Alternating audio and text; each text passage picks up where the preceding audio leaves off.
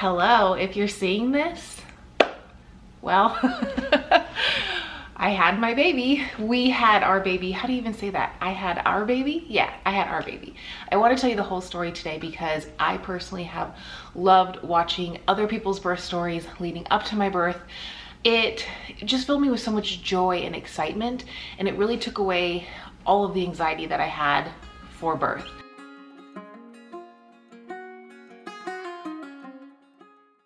But I do want to give you a little background in case you are new to my channel, or in case you've never clicked on one of my videos, or came from my other channel and have never watched any pregnancy content.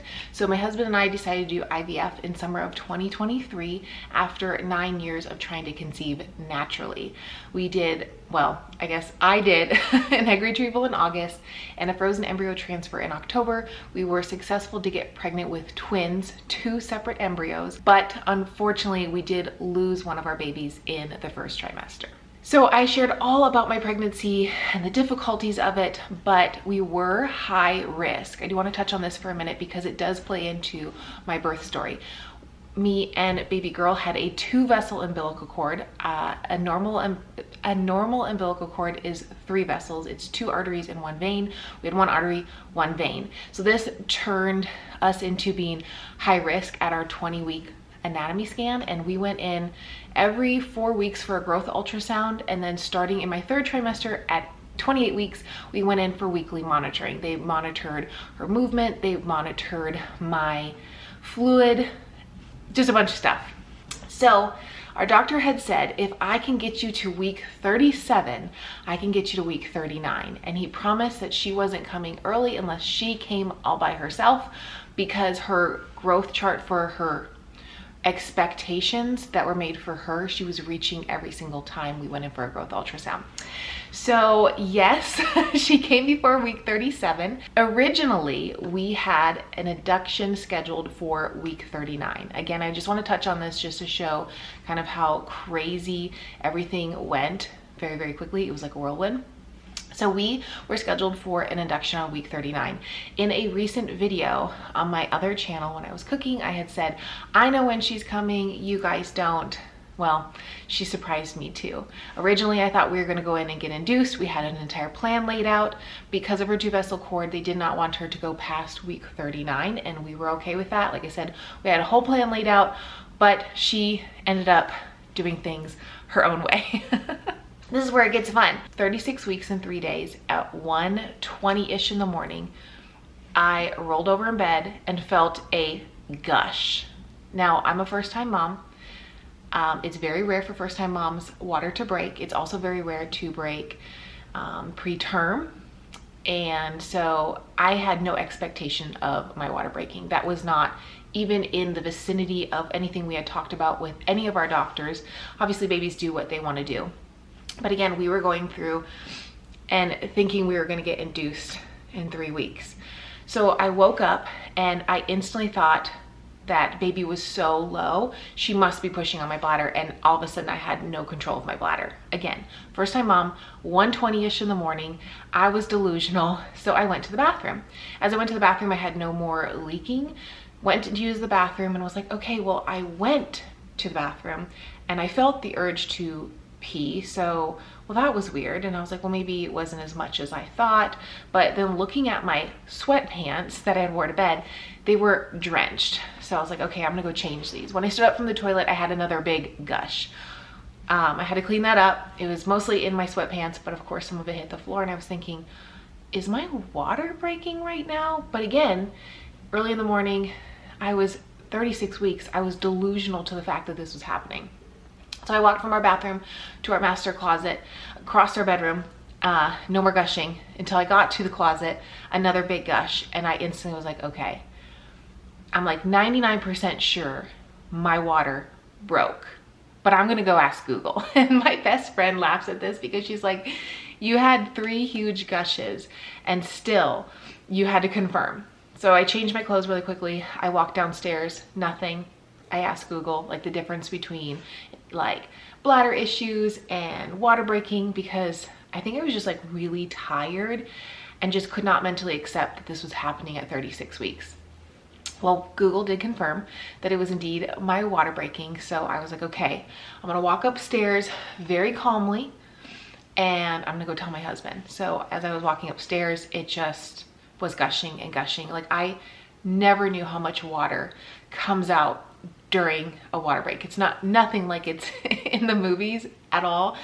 It's like a balloon that pops, an endless water balloon. So I go upstairs. By this time it's 1:35, so it had been a little bit. Again, I don't know the exact time of when I got out of bed, but it was about 1:20, 1:25. So I woke my husband up. He was so calm. The calmest person to ever get woken up. I woke him up from a very deep sleep.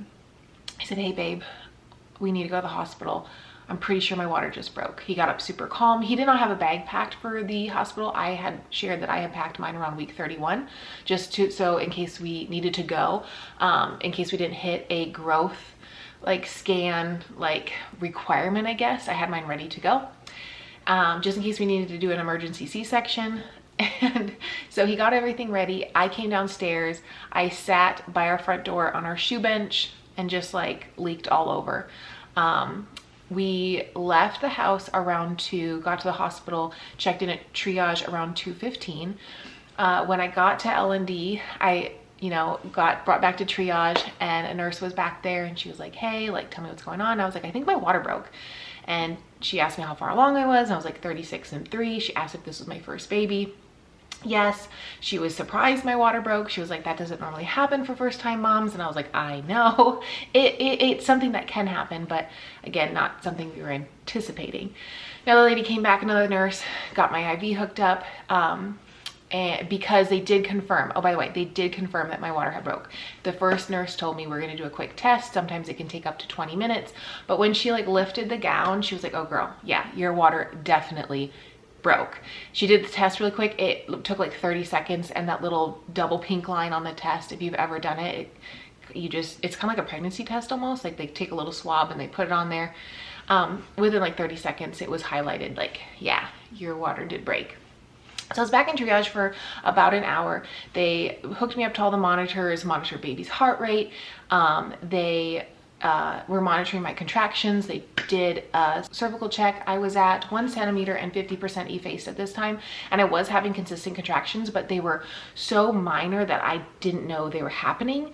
The only way I knew the contraction was happening per the screen was every time I would have a contraction, I would get a water gush. So I was able to connect mentally with, okay, that is a contraction that's happening.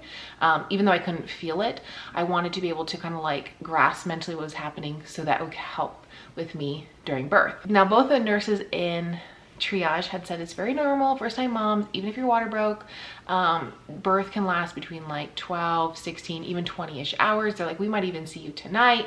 We'll anticipate it. They were so sweet, so lovely. But they called the doctor that was on call, which, by the way, I see 6 different regular OBs because that's a team of the practice that I go to, which I actually found very, very nice throughout my pregnancy because I knew all of them. I met with all of them throughout my pregnancy with all my checkups, and then whoever was on call would be who delivered for me. And then I also saw a high-risk doctor.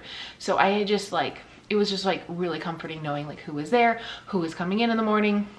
There was no surprises as to meeting a new doctor or a resident or somebody a fellow who was going to deliver for me. I knew who was there. So they told me who was on call that night.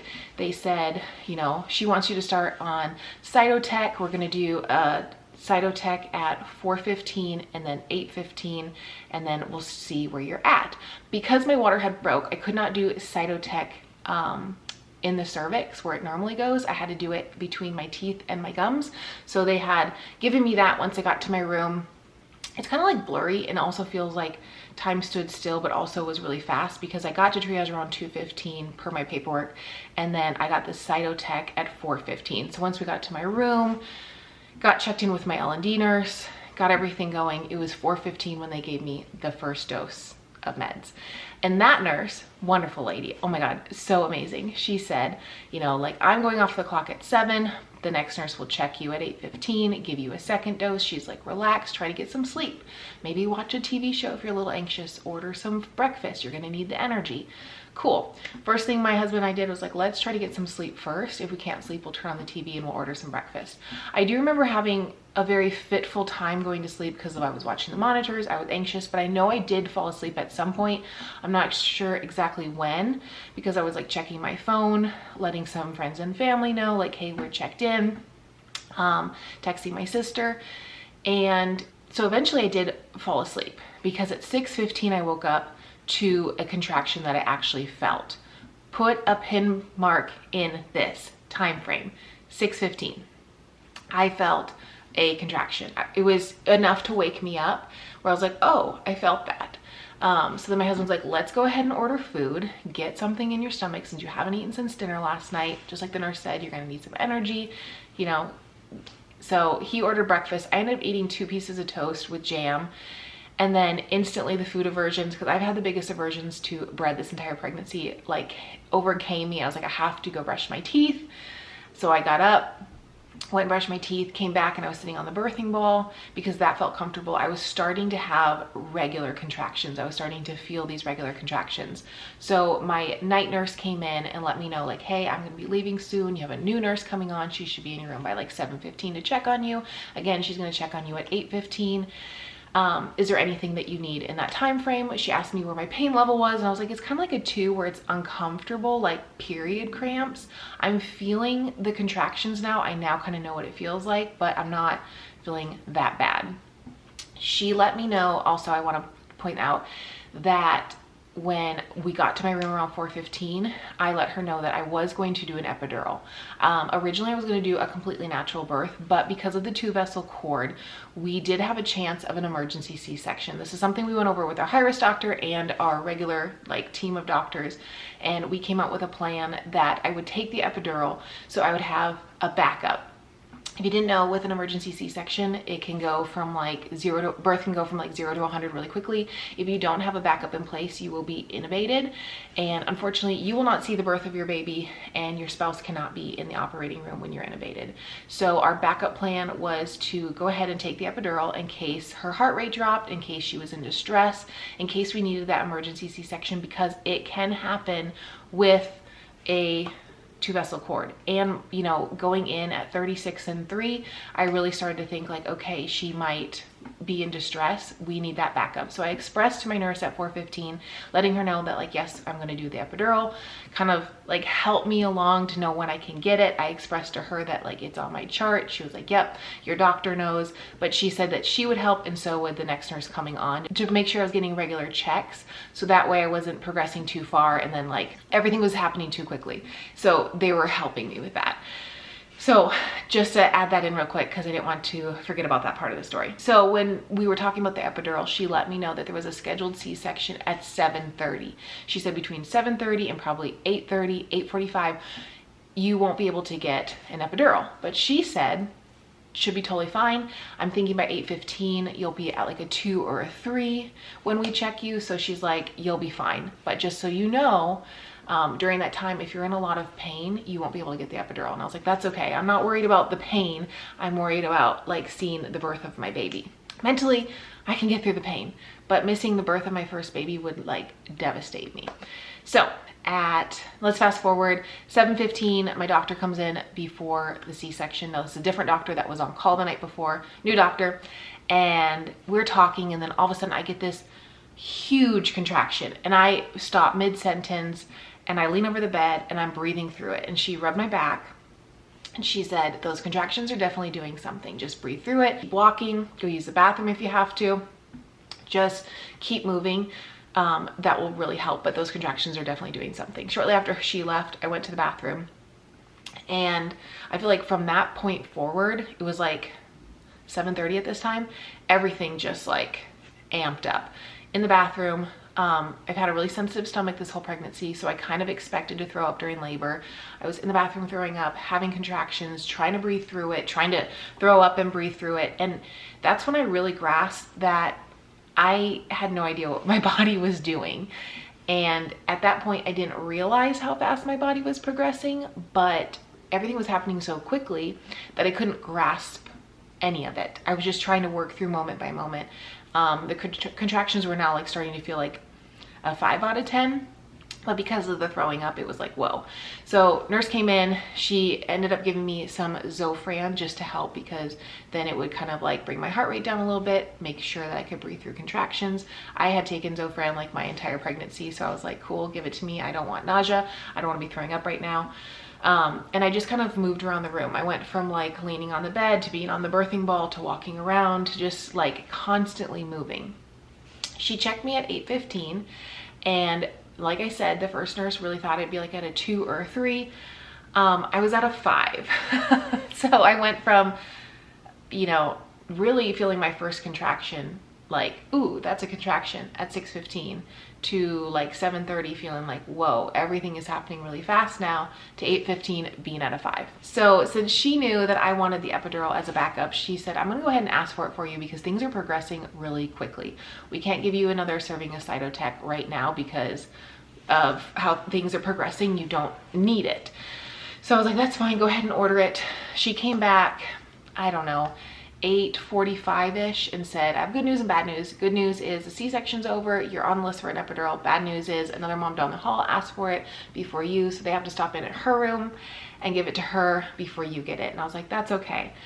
I, at this point, I think was in shock that my body, it was like, just mentally, I had to like close everything else out and just focus. The contractions were so hot and heavy. I'd never felt a contraction until that morning. I had no idea literally what birth was gonna feel like. So I just kind of like shut down and breathed through it. I was laying on my side on the bed at that time, like kind of holding onto the bed rail, breathing through each contraction. My husband was there, my nurse was there. So that was at 8:45. 9:15. The anesthesiologist came in and she was like, okay, girl, like you have to sit still for this. At this point, I literally could not sit still. I felt like my body was levitating through every contraction. So if you have never gotten an epidural or don't know kind of the form for it, you have to like sit and lean your whole body forward in the worst like posture ever, and you have to sit still. So she worked with me through every contraction. Like she did the iodine, which honestly, I think the iodine was the worst part because it was so cold. And when you're having a contraction and you get cold, you're like in shock. That was like the most brutal thing to me. Nothing else felt bad. So I leaned on my husband. He held my arms. I leaned forward into his chest, and my nurse was beside me and she had my shoulder like this. And I remember she had her hand also on my leg, and they were both just talking to me like through every contraction. And then the anesthesiologist was working with me through every contraction. So we knew I had like, I mean, I felt like a 10-second break between contractions, but I probably had like 60-ish seconds, maybe even less than that at this point. I don't know. Time is a blur.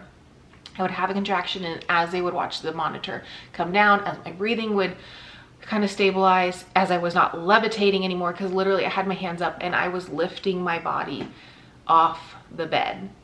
It was like I had to get rid of all this pressure, so I had to like lift myself up. So through each of those incredible like contractions that I feel like, I don't know how people forget their birth because it is stamped into my brain forever. But through each of those, she worked with me. We got it in. This time it was 9:45 and my nurse like, let's check you again. And your girl was at a 10. And she's like, okay, I'm gonna get doctor in here. I'm gonna give her a quick call. She got in at 9:50. She was actually trying to make it to her daughter's end of the year reward ceremony. So she like had already left the hospital, turned around because she was like 3 blocks away, came back really quick, came in the room, and she was like, girl, I did not expect you to advance this quickly. And I was like, yeah, me neither. So when she got there, I also remember the anesthesiologist telling me and my husband that like it takes 20 to 30 minutes for the epidural to kick in. So it might not kick in if you progress through active birth any quicker. And I was like, that's okay. I don't need it for that. And she was like, you know, the nurse had let her know too, like, I don't need it for that. I was like, it's okay. It's just my backup plan. She's like, okay, I'm just letting you know, like, it's probably not going to kick in. You know, you're now at a 10. The anesthesiologist never left the room during my birth. The doctor came in at 9:50, as I said, and our baby girl was born at 10:10. Now, I will say, the amount of peace, and even my husband said this too, he's like, it was incredible to see how you were so distressed. Not that that was incredible, but like the transition from your body, like you really had no idea what was going on. You could tell that you were a little anxious, a little scared, a little distressed because the contractions were so hot and heavy. And it was like not that long from going from, you know, not feeling anything to being at a 10. But he said the amount of peace when the doctor came in and was like, okay, let's push. I just cannot even explain that feeling. I was a different person at that point, like knowing I was within pushes of meeting our daughter, and my contractions seemed to spread out a little more at this time. And maybe this was just a mental thing where I could feel like I could talk in between contractions. We had like, I mean, I hate to say like a goofy conversation, but we were making jokes with our doctor, and that was like lighthearted. I was joking with her saying like, I'm so sorry that you couldn't go to your daughter's reward ceremony. And she was like, that's okay. We were joking about like it, like the date, different celebrities that were born on this day, just like all these things between pushes. And it was like the most amazing, like, you know, 20 minutes. It felt like 2 minutes. And I remember when she said, I'm gonna, one more set of pushes and that's it, she's gonna be out. And it was, at that point, it was 2 or 3 pushes and she was out and she was on my chest, and yeah, 10-10. And so my doctor had said, like, you really only labored for 4 hours. Like, I know you were laboring before you got here in triage and your water broke, but she's like, really from the time you feel your first contraction, that's when we consider like you're laboring, because a lot of people don't feel their contractions right away. So really it was like 4 hours from like 0 to 100, which is insane. I like literally can't even believe that I did that. The high that I got from giving birth, nothing will ever probably replace it. Like the adrenaline rush, the endorphins, all of that, nothing will ever replace how that felt to me.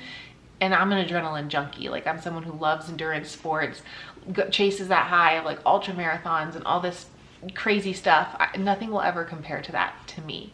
So I'll probably get asked quite a few questions. If you have a question, leave it down below. Did the epidural ever kick in? I'm gonna say no. I'm gonna say absolutely not. Because right afterwards, they were like, you know, I asked if I could get up and use the bathroom. Oh, because with an epidural, you normally get a catheter. There was no time. There was no time. So I had asked if I could get up and use the bathroom, and they had said like, yeah, just give it a few minutes. They did like a leg check. I obviously did skin to skin first. So it had probably been like at least an hour after I gave birth that I asked if I could use the bathroom. Unfortunately, our baby, because she was so little, she was born at 5 pounds even, which is like the tiniest baby I've ever seen in person, let alone hold and care for. Because she entered into the world a little bit early, she did need some help transitioning into being in the world. At about the 2-hour mark, she was taken to the NICU because she was just having a hard time with her breathing. So she was put on oxygen. I'm not going to share a NICU story, I don't think. We were in the NICU for a few days.